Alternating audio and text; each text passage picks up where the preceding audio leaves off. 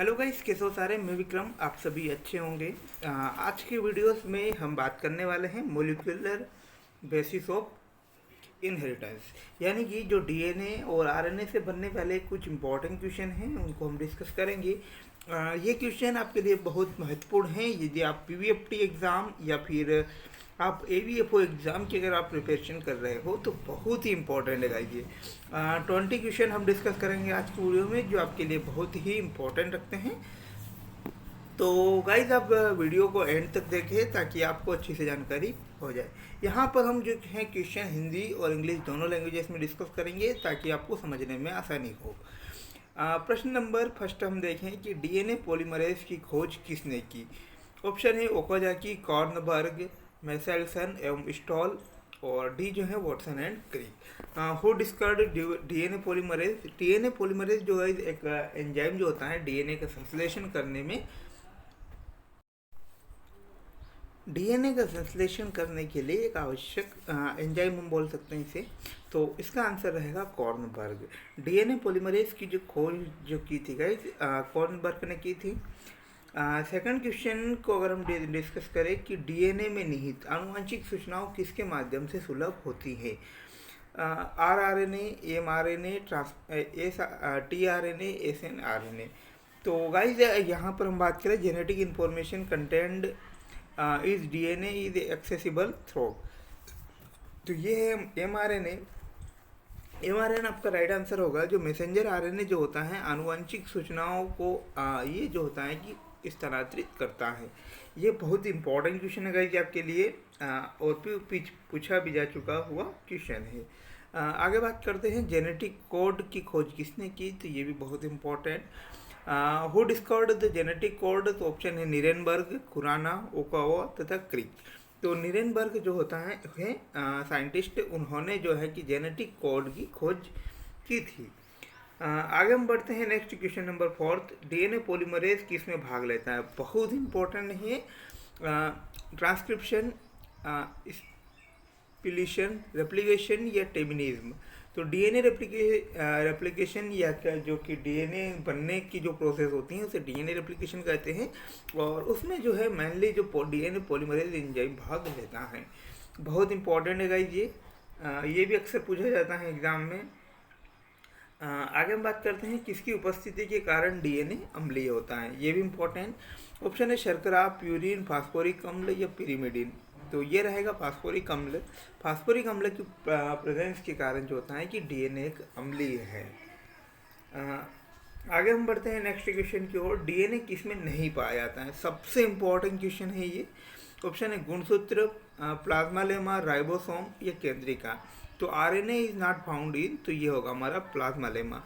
जबकि हम बात करें क्रोमोसोम या गुणसूत्र, राइबोसोम और केंद्रिका में जो होता है कि आरएनए पाया जाता है। ओके, जबकि प्लाज्मा लेमा में जो है कि आरएनए जो होता है कि एब्सेंट होता है। आगे हम बात करते हैं आरएनए प्राइमर का उपयोग किस में होता है। आरएनए प्राइमर एक बहुत इंपॉर्टेंट होता है। आरएनए प्राइमर जो कि आरएनए का एक छोटा टुकड़ा होता है या आरएनए का एक भाग होता है, तो उसका जो उपयोग है कि डबलिंग या डीएनए रेप्लिकेशन में किया जाता है। तो यहाँ पर हमारा आंसर थे ट्रांसक्रिप्शन, डबलिंग या कंजक्शन या माइट। तो ये होगा हमारे पास इसका राइट आंसर द्विगुणन। द्विगुणन के लिए आरएनए प्राइमर का उपयोग किया जाता है। आगे इम्पोर्टेंट बहुत इजी क्वेश्चन है ये। प्रोटीन संश्लेषण किस पर संपन्न होता है। Lysosome, golgi body, plasma membrane या राइबोसोम। तो ये where does protein synthesis take place. तो ये होगा हमारा राइबोसोम। राइबोसोम में जो होता है कि प्रोटीन संश्लेषण का कार्य संपन्न होता है। आगे हम बात करते हैं डीएनए के द्विगुणन के लिए किसकी आवश्यकता होती है। ये क्वेश्चन का तीसरी बार आया है और पहले 2 बार हम डिस्कस कर चुके हैं इसे। तो डीएनए पॉलीमरेज इसका राइट आंसर रहेगा। और गाइस बहुत इंपॉर्टेंट क्वेश्चन है ये, और ये क्वेश्चन आपकी एवीएफओ एग्जाम में पूछा भी जा चुका है। आगे हम बात करते हैं डीएनए का रिपेयर कौन संपन्न करता है। डीएनए लाइगेज या DNA polymerase third, DNA polymerase second, DNA polymerase first. तो ये होगा गाइस हमारा राइट आंसर। ये जो डीएनए पॉलीमरेज जो फर्स्ट जो होता है एंजाइम जो डीएनए को रिपेयर करने का कार्य करता है। तो ये भी इम्पोर्टेंट है, बहुत इम्पोर्टेंट क्वेश्चन। आगे हम बात करते हैं कि जो हरगोविंद खुराना है उनको नोबेल पुरस्कार किस खोज के लिए प्रदान किया गया था। डीएनए की खोज के लिए, आरएनए की खोज के लिए, जीन का रासायनिक संश्लेषण के लिए, या डीएनए पॉलीमरेज की खोज के लिए। तो repair of DNA is done by, तो ये होगा जीन का रासायनिक संश्लेषण। जीन के रासायनिक संश्लेषण के लिए जो डॉक्टर हरगोविंद खुराना है, उन्हें नोबेल पुरस्कार प्रदान किया गया था। इसी प्रकार हम आगे बढ़ते हैं क्वेश्चन नंबर 11 कि निम्न में से कौन सा समापन कोडान नहीं है।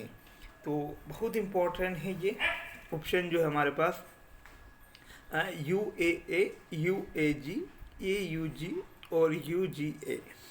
AUG जो है गाइस यहाँ पर समापन कोडान नहीं है, ये प्रारंभिक कोडान के नाम से जाना जाता है, जो कि मिथ्योनिन जो अमीनो एसिड जो रहता है उसको कोडित करता है। आगे हम बढ़ते हैं कि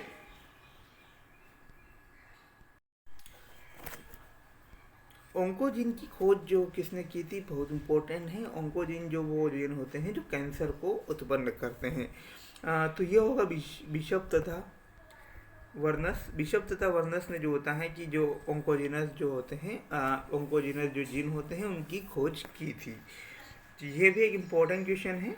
आगे हम बढ़ते हैं, सही जोड़ी बनाइए। तो यहाँ पर हमें जो कोडान है और उनको कोडित करने वाले जो एमिनो एसिड हैं तो उनकी हमें यहाँ पर जोड़ी सही बताना है। सही जोड़ी कौन सी है, जैसा कि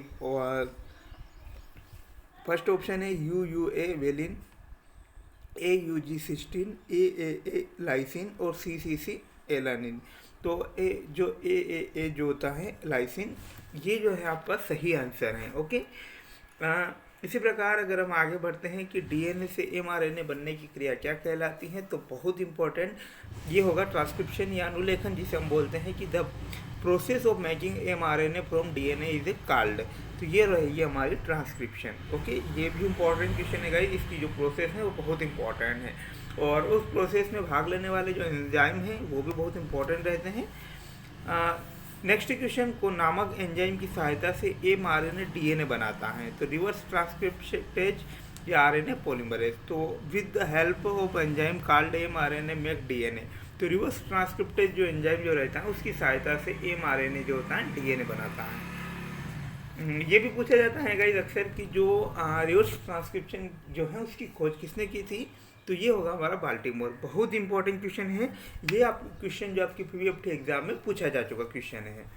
आगे हम बढ़ते हैं, न्यूक्लियक अम्ल किसके बहुलक होते हैं, तो ये होता है न्यूक्लियोटाइड। ये भी इंपॉर्टेंट। न्यूक्लियक अम्ल के प्रकार कितने होते हैं, 2 या 3, तो ये होगा हमारा 2। Nuclear acid is a type of, तो 2 होंगे, डीएनए और आरएनए। डीएनए द्वारा आरएनए द्वारा डीएनए बनने की क्रिया क्या कहलाती है, तो रिवर्स ट्रांसक्रिप्शन। ये भी बहुत इंपॉर्टेंट है।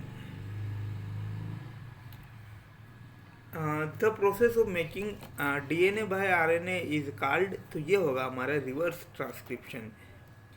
ओके, देखो सबसे अगर रिवर्स ट्रांसक्रिप्शन की अगर हम बात करें, डीएनए के माध्यम से आरएनए बनता है, और आरएनए